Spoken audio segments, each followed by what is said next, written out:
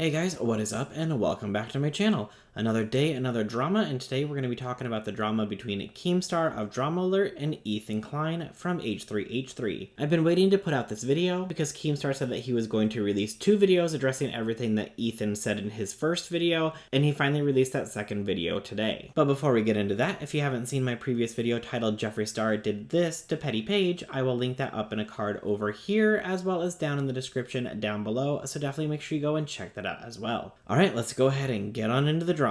Now, I don't even know if I can call this drama as much as 2 grown men in their mid to late 30s arguing online and trying to label the other one a bigger hypocrite and a terrible person than they are.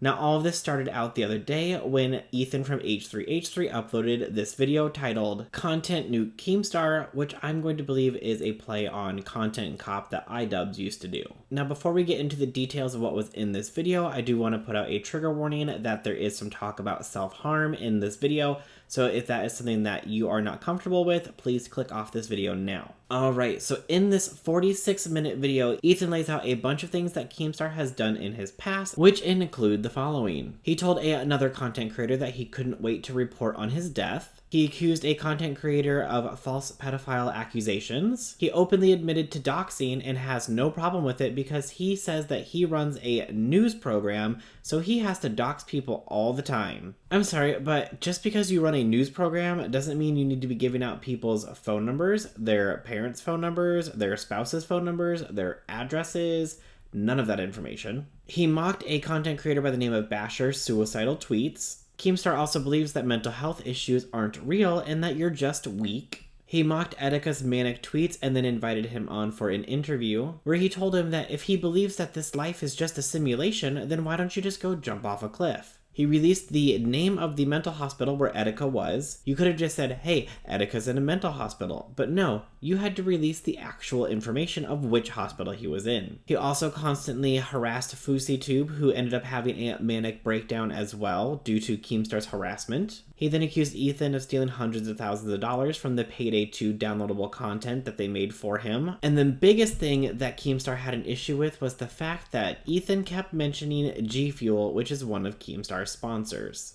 So Keemstar responds by making 2 videos, one video dedicated to what Ethan said about Keemstar and Etika, and then another video where he wanted to cover everything else. So in the first video titled H3H3 Lies, which is about 15 minutes long, this is what Keemstar has to say. So Keemstar starts out the video where he says that Ethan said that Keemstar is responsible for Etika's death.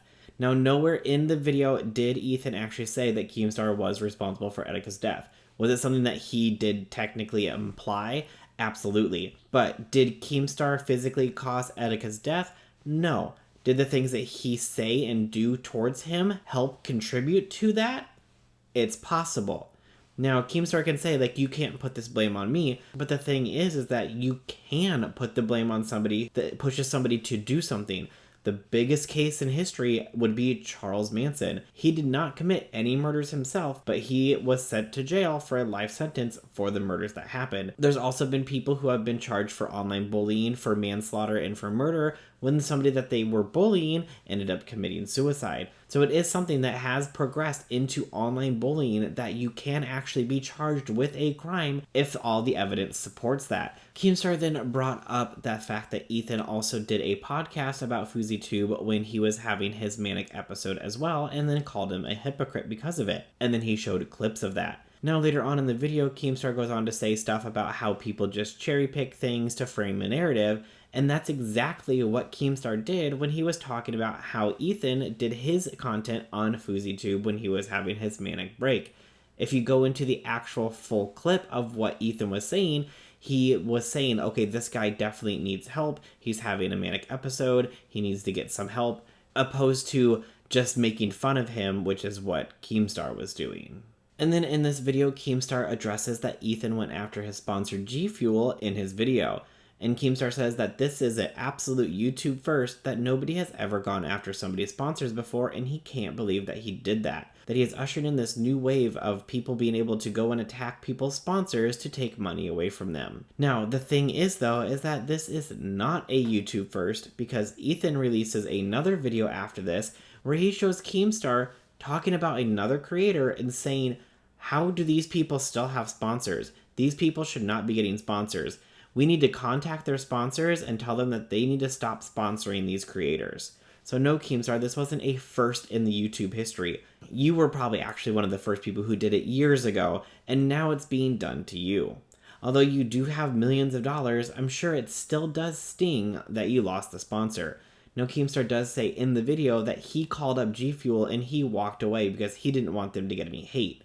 Now, I mean, I'm not a contract expert, but if you're bringing in money to a company, I'm going to assume that they're going to keep the contract because you signed it. They're not going to care about anything else. If you're making them money, they're going to keep the contract. They're going to keep your product. Now, could he have done it and they have released him from the contract? Absolutely. But what I believe happened is what happens anytime some kind of major drama like this happens and somebody loses sponsors, is that the sponsors call them and say, we are terminating your contract, because a lot of contracts will have a morality clause where it basically is a catch-all of anything that you do that we don't think is morally acceptable, we can terminate your contract for that. So I would assume that that is what happened, and they called him and said, we're done with the contract. But that's my opinion. And then Keemstar ends the video with something that I can only perceive as a threat, where he says, well, Ethan, I have a support team around me, and I cannot wait for you to see them because they are pissed off at that video that you made for multiple reasons. Good luck, you're going to need it. To me, that sounds like a threat, but that's how I interpret it. I don't know what else he could mean by saying, good luck, you're gonna need it. And for you trying to clear your name, that's how you want to end off this video? By basically threatening somebody else? Like, you're just asking for more drama, more hate. You're not trying to resolve anything, which of course it doesn't, because then H3H3 releases another video titled Nuclear Fallout Keemstar, which is about 20 minutes long. In this video, he talked more about Basher and Keemstar's harassment of Basher and how Keemstar was more worried about how that was going to look on him versus having any actual concern on Basher's mental health. Keemstar basically said, if this guy kills himself, how is that going to affect me? This guy's trying to get me in trouble, and basically saying that if Basher kills himself, then it's going to look bad on Keemstar and that he's going to get blamed for it and he's going to get hate for it. But yet he doesn't seem to care about Basher's mental health at all. Ethan then did go on to address that he did not say that Keemstar killed Etika, but he did say that yes, you made a toxic environment for him, and that could have led to where things ended. Now, is he to blame 100% for what happened to Etika? No. But did he make a toxic environment for him? Absolutely. And then Ethan went on to say that Keemstar uploaded a video where he didn't take any responsibility or apologize for anything that he did, but just wanted to make Ethan look like a hypocrite. That he couldn't even admit to anything that he has done wrong and wanted to then just go on the attack instead to try to bring somebody else down. Ethan then spends about the next 10 minutes showing more clips of things that Keemstar has said and done towards other creators. And then that leads us to the video that was uploaded today by Keemstar titled Ethan Klein Detached from Reality, which is almost a 25-minute response video to Ethan's last video. And Keemstar starts out his video by saying that he is under attack by Ethan Klein, and then he says that Ethan has said a lot of BS about him and has tried to rewrite history. But Keemstar, you were the one who said those things. He did not make those things up. They were things that came out of your mouth or out of your fingers on tweets. And then in this video, Keemstar presents clips of things that Ethan has said and done in his past that have also been inappropriate, which also do include false pedophile accusations, which then, according to what Keem says in the video, led to the creator's suicide. Now, the thing is that what Keemstar is saying in this video is exactly what he is saying Ethan is accusing him of doing with no proof, and that it is not true, that he is not the cause of it, but he is saying that Ethan is the cause of this creator's suicide. Then Keemstar says at the end of that clip that Ethan should reach out and talk to him. So I'm really confused about the whole story, because did this creator then commit suicide? Did he not? Did he just have suicidal thoughts? Because he says you should reach out to him. I have not been able to find out any more information, so if you guys know anything, please let me know what's going on. Keemstar then goes on to address the whole doxing thing with Smile for YouTube and saying, yeah, I doxed him, so what? He was harassing me for months, he was doing chargebacks on my account, he was spamming my personal information in the chat, he was swatting me, but nobody really knew about that because I just walked away and I dealt with it off camera. I didn't want to give anybody the satisfaction. But if somebody is harassing you to that level, then you take it to the cops. You don't go and then do the exact same thing to them that they're doing to you that's making you upset.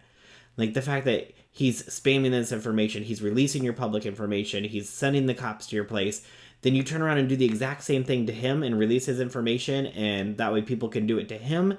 It doesn't make you any better than what he's doing. You take that information to the cops, you say, I'm being constantly harassed by this person, here's what's going on, here's all the times that it's happened. We have a detailed list of every time you guys had to come out here, from false police reports. Doxing somebody is never okay. It doesn't matter if they have done it to you or they've done it to other people and then you turn around and do it to them. You're no better than they are. But now that all this has come out, it turns out that Ethan has lost his sponsorship with Old Spice and possibly has lost some other sponsorships as well. So clearly this is not ending well for either of them. I don't know if they just decided that they wanted to wake up and have a big battle one day, or if Ethan was like, you know what, I'm going to take Keemstar down today. I don't understand the whole thing behind this. It came out of nowhere. But again, I don't know what happened behind the scenes. And to be honest with you guys, I'm not really a big fan of either of them. I don't watch really anything at all that Ethan does with H3H3, and Keemstar I don't ever watch either because I just don't like being screamed at when I'm watching a show. So it's not like I have any bias towards anybody either way. Now I feel that Ethan has shown that Keemstar has definitely done a lot more things than what Keemstar has shown that Ethan has done, but do I believe that either of them are innocent at all? 100% no. Do I believe that any of this even need to happen to begin with? Absolutely not. I don't understand why this even happened, and it makes absolutely no sense. Like, this came completely out of nowhere, and I'm just like, what is going on? But in the end, let's be honest, neither of them are going to win. But that is everything that I have for today's video, so I would love to know what you guys think about the whole situation down below. If you like this video, please make sure you go ahead and hit that like button. Also, if you're new to my channel, I'd greatly appreciate it if you could hit that big red subscribe button and hit the bell icon and set your notifications to all so you'll be notified of every time that I upload a new video. Alright, that's everything for today, and I'll see you guys in the next one. Bye!